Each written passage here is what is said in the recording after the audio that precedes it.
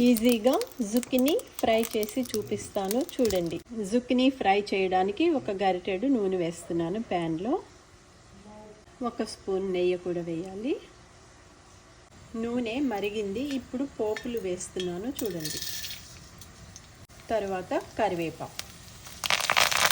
పోపులన్నీ కలుపుకోవాలి.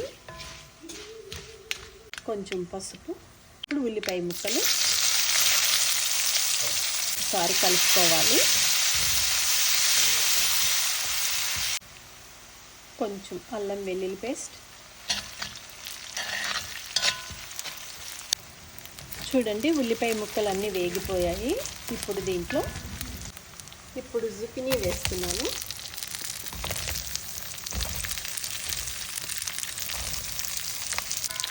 ఒకసారి శుభ్రంగా మిక్స్ చేసుకోవాలి.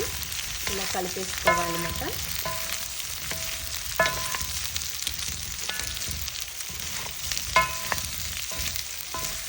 జుకినీ ఊరికనే ఇప్పుడు మూత తీసి కొంచెం ధనియాల పౌడర్,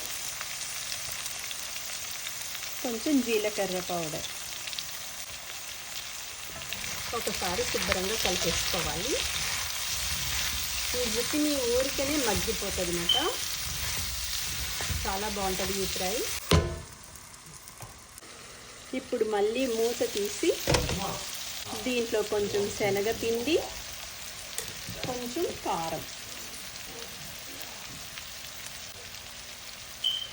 కొంచెం కొబ్బరి తురుము, పచ్చి కొబ్బరి తురుము కలిపేసుకోవాలి.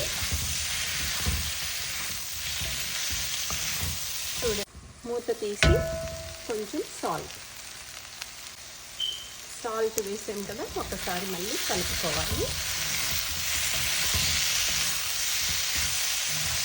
మూత తీసి ఫ్రై రెడీ అయిపోయింది. Zucchini fry ready. చూడండి ఊరికేనే మగ్గిపోతాయి. ఇది చపాతీలో, రైస్లో అన్నిట్లో కూడా బాగుంటుంది జుకినీ ఫ్రై. చూడండి కర్రీ అంతా తీసేస్తున్నాను. జుకినీ ఫ్రై ఒక బౌల్లో తీసేస్తున్నాను అన్నమాట.